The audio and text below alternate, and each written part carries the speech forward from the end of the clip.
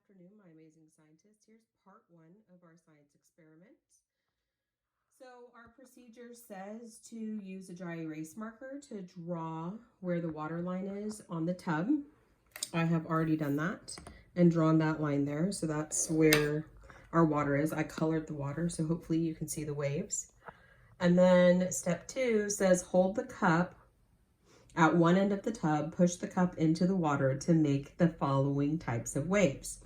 So the first type of wave that we want to make has a long wavelength and a low amplitude. So something we talked about in class yesterday is what are we going to do when we push down this cup in order to make those types of waves? So when I push down this cup, I'm pushing it down like a little fast. And you can see that wave go back and forth. And then if you look at that black line, you can see what's happening to the water there and how high it's going. In part 2, that's how we'll measure.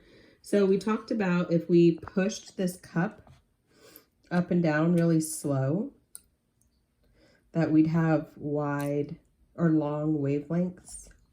And then if we put the cup in the water and went from side to side, we could affect the amplitude.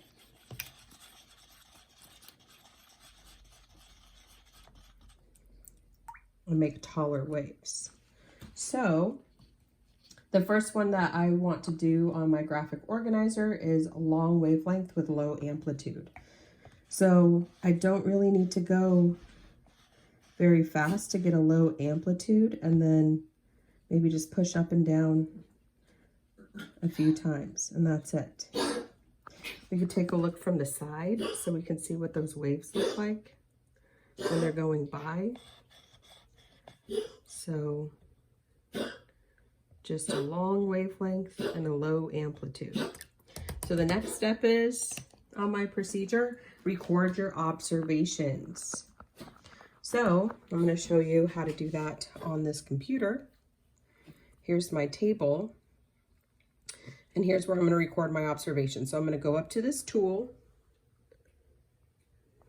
the line tool, and I'm going to select curve, and then I'm going to put a few points to make my long wavelength and low amplitude.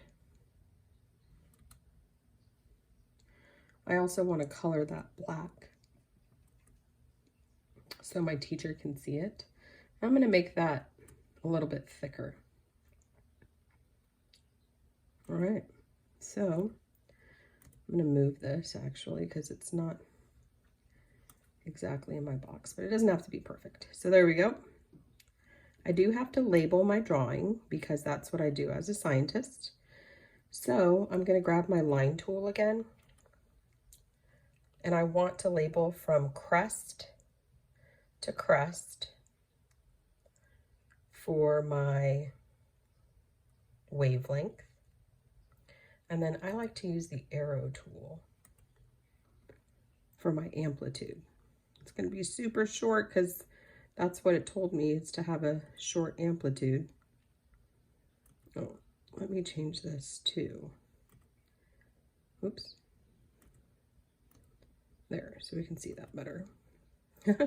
That's a tiny little arrow there. And then I'm going to grab my text box and put one here for amplitude.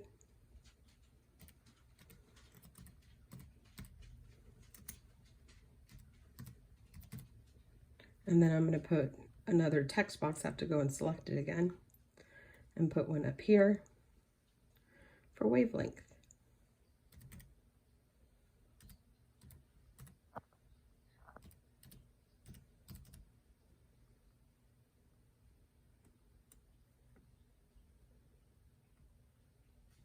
All right, and then that box is complete. So then you are going to do the other boxes on your own. If you are doing this by hand, I have just drawn the simple graph that looks just like this one, and I labeled it exactly like that one onto my paper. I used 2 lines for the title And then I used 4 in between, so I had plenty of space. And then I've also provided some sentence starters for you when you get finished. So the first sentence says, what did you, oh, let me pull it up. Sorry.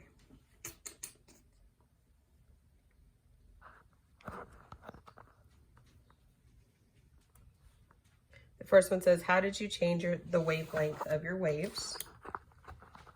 And then the sentence starter I have for you is to change the wavelength of my waves, and then you wrote down what you did.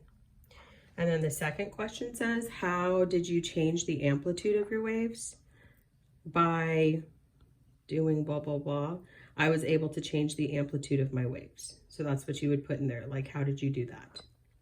So you can use either one of these sentence starters or both of them, or come up with your own.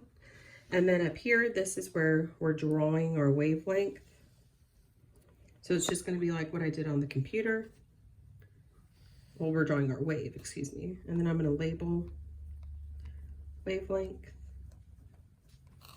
And then right here is my amplitude. I hope this helps. If you have any questions, let me know.